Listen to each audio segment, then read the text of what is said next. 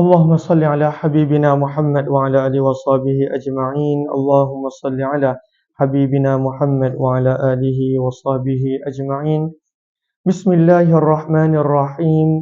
السلام عليكم ورحمة الله وبركاته.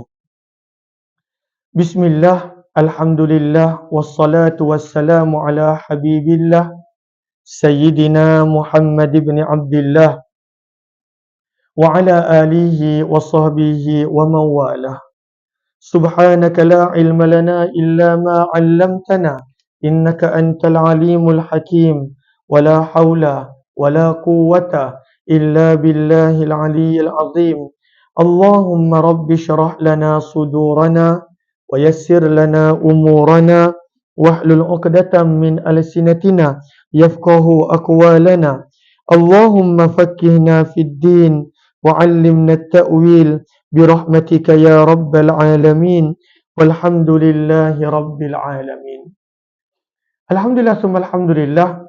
Apa khabar sahabat-sahabat semua? Selamat tengah hari.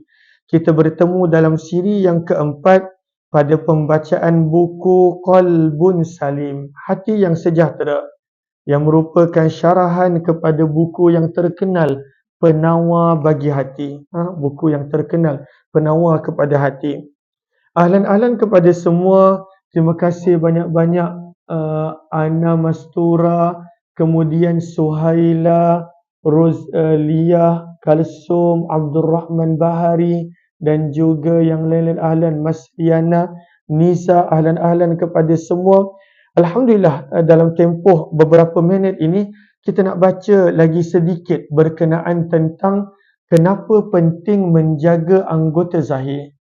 Pada siri yang ketiga sebelum ini, kita telah diterangkan oleh penulis buku rahimahullahu taala, tujuan kita mempelajari ilmu tasawuf sebenarnya adalah nak membersihkan anggota zahir supaya anggota zahir dapat menjadikan hati bersih.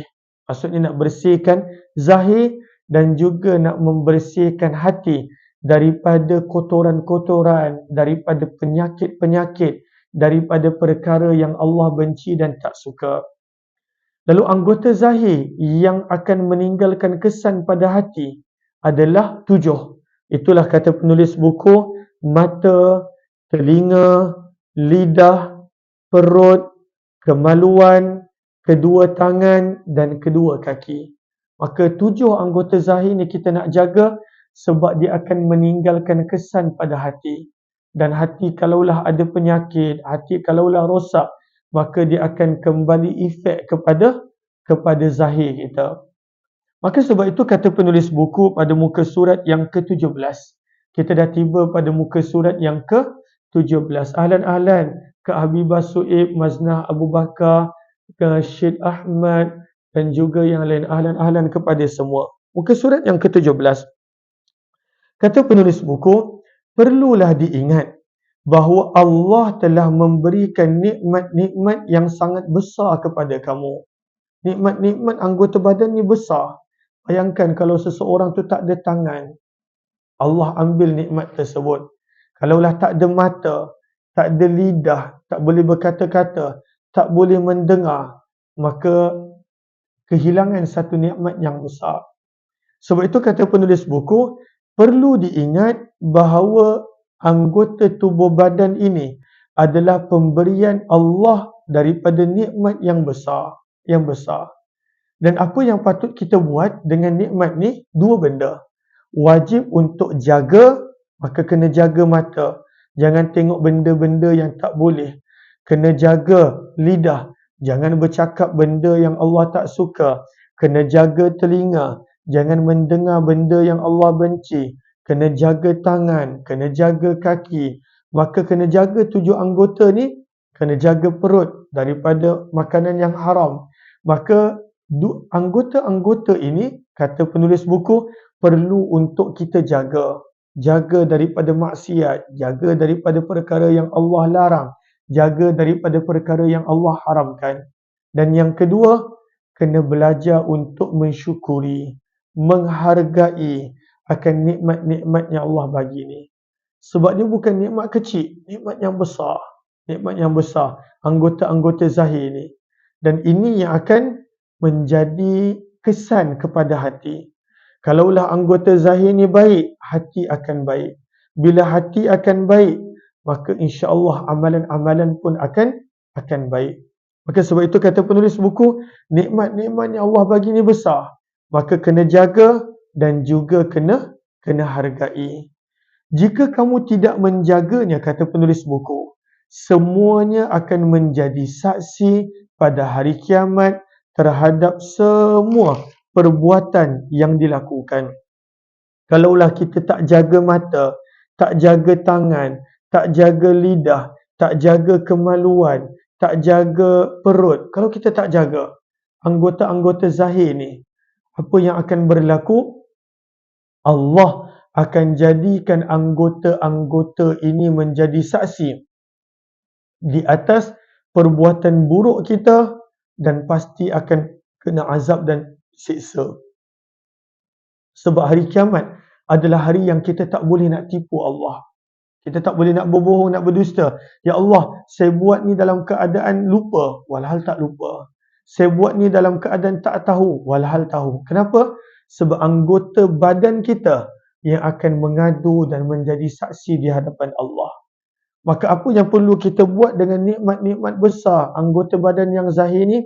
Jaga, syukuri dan hargai. Yang kedua, kalaulah tidak, maka ianya akan menjadi saksi yang menjadi penyebab kita akan diseksa oleh Allah Subhanahu Wa Taala. Al-'iyadzubillah. Moga Allah pelihara dan jauhkan. Sebab itu penting kita jaga 7 anggota badan ini. Itulah mata, telinga, lidah, perut, kemaluan, tangan dan kaki. Maka penulis buku bawakan 2 ayat Al-Quran di mana Allah Subhanahu Wa Taala terangkan bahawa Allah akan soal anggota badan ini akan apa yang mereka lakukan, dan mereka Allah bagi izin untuk bercakap. Dalam hadis Nabi SAW bersabda, sebagaimana Allah izinkan dekat dunia mulut bercakap, maka mulut boleh bercakap. Namun pada hari akhirat Allah izinkan tangan, kaki untuk bercakap, maka mereka akan bercakap. Ya Allah, aku telah buat dosa ni. Ya Allah, aku buat begini. Maka itu semua akan menjadi penyebab manusia tersebut tak boleh menipu dan akan diazab dan diseksa. Firman Allah Subhanahu Wa Taala, kita baca muka surat yang ke-19, buku Qalbun Salim, muka surat yang ke-19. Firman Allah, Al-yawma nakhtimu ala afwahihim. Firman Allah ini adalah surah 36, surah Yasin, ayat yang ke-65. Firman Allah pada hari akhirat kelak, Al-yawma nakhtimu ala afwahihim. Kami kunci mulut-mulut manusia. Mulut dah tak boleh berbohong. Mulut ni kini kalau boleh nak sentiasa berbohong je. Tapi disebabkan orang tu tak jaga anggota zahir dia, nikmat yang Allah bagi, maka Allah kunci mulut dia. Mulut dia tak dibenarkan berbicara, tak dibenarkan bercakap. Lalu siapakah, anggota manakah yang akan menjawab pertanyaan-pertanyaan Allah? Allah tanya, apa kamu buat? Maka anggota manakah yang akan bercakap? Firman Allah, wa tukallimuna aydihim. Lalu kedua tangan mereka akan memberitahu kepada kami apa amalan yang mereka buat. Maka tangan akan bercakap, ya Allah, dosa ni kami buat. Kalaulah baik, amalan ni kami buat. Lalu siapa pula menjadi saksi? Setiap kes mesti kena ada saksi. Firman Allah, yang menjadi saksi adalah kaki-kaki manusia. Wa tashhadu arjuluhum. Kaki akan berkata benar apa tangan kata. Benar apa yang tangan kata. Maka kaki akan menjadi saksi. Terhadap apa? Bima kanu yaksibun. Terhadap segala perbuatan yang kamu lakukan dulu di dunia. Allahu Akbar. Lalu kalaulah kita tak jaga anggota zahir ni daripada maksiat, anggota zahir inilah yang akan menjadi penyebab kita dihumbankan ke dalam neraka. Sebab dia yang akan bongkar semua. Dalam keadaan Allah dah memang maha mengetahui. Tapi dalam perbicaraan akhirat, dia akan bongkar semua benda. Segala dosa, maksiat yang tak bertaubat, segala apa yang dibuat, dia akan bongkar dan kaki akan menjadi saksi. Sebab itu kata penulis buku, ini surah Yasin, ayat 65, muka surat 36.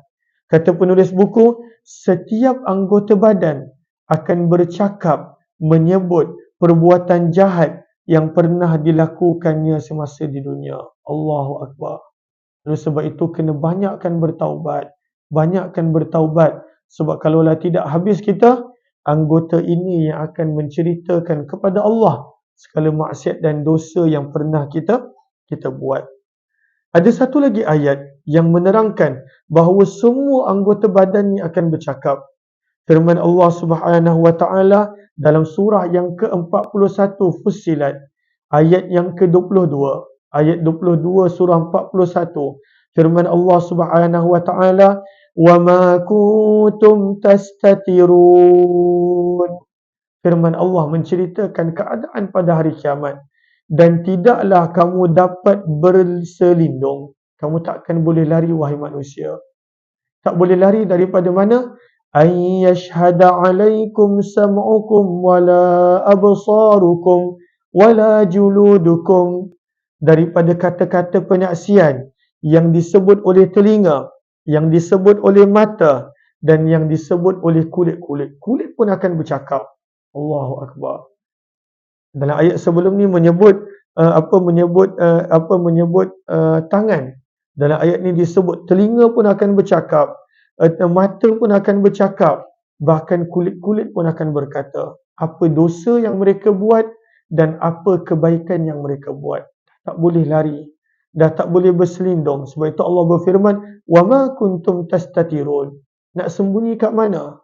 Di hari akhirat tak ada tempat sembunyi. Maka sebab itu kata penulis buku, nikmat badan yang Allah bagi ni, 7 anggota zahir yang Allah bagi, terutamanya kemaluan, terutamanya lidah, maka jagalah daripada melakukan maksiat dan dosa. Jaga. Dan kalaulah ada melakukan maksiat dan dosa, cepat-cepat segerakan bertaubat. Syukuri nikmat yang Allah bagi ni. Kerana kalaulah tidak, maka semua anggota badan ni akan bercakap dengan lidah yang fasih, yang mana mereka akan kata, "Ya Allah, inilah dosa yang kami buat. Kami tak bertaubat." Sebab itu Allah berfirman, "Wa ma kuntum tastatirun." Surah 41 ayat 22. Kat mana kamu nak sembunyi? Apabila telinga menjadi saksi, mata menjadi saksi, dan kulit-kulit menjadi saksi, semua akan bercakap. Maka sebab itu kata penulis buku, apa yang kita nak buat dengan nikmat anggota zahir ni? Jaga daripada maksiat dan dosa. Dan yang kedua, syukuri ianya sebagai nikmat daripada Allah Subhanahu wa taala. Sebab itu kata penulis buku, seseorang tidak akan dapat lari daripada penyaksian anggota badannya itu. Oleh itu dia hendaklah meninggalkan segala kejahatan. Setiap maksiat dia kena tinggalkan sama sekali, kerana setiap anggota badan tidak berpisah daripada mana-mana manusia, setiap masa dan di setiap tempat. Maka dia tengok apa yang kita buat. Dia simpan dalam data dia. Lidah ni tak dibenarkan bercakap, nanti berbohong. Tak disimpan apa, akal ni kadang-kadang lupa. Tapi setiap anggota badan ni, dia ada data dia, diingat. Dan dia akan bercakap dan berbicara di hadapan Allah Subhanahu wa taala kelak. Sebab itu kata penulis buku, sekarang hamba akan menceritakan bagaimana nak menjaga 7 anggota badan ini. Dan ini insya-Allah, saya sebenarnya sengaja nak buat sikit. InsyaAllah kita akan sambung petang nanti jam lebih kurang 7. Lepas habis daripada Masya insya-Allah. Lalu program ni sepatutnya setiap hari jam 10 pagi. Namun sebab pagi tadi saya ada kuliah duha dekat luar, maka tak sempat untuk buat. Maka insya-Allah kita akan sambung lepas daripada Masya. Program Masya jam 6 sampai 6.30. Dan ini adalah jam 7 sampai lebih kurang 7.20 lebih insya-Allah. Terima kasih semua. Walaupun dalam masa yang singkat ni, mudah-mudahan adanya manfaat insya-Allah.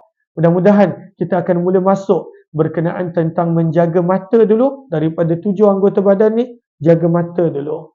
dan insya-Allah kita akan sambung nanti. Wabillahi taufiq wal hidayah. Assalamualaikum warahmatullahi wabarakatuh. Terima kasih semua.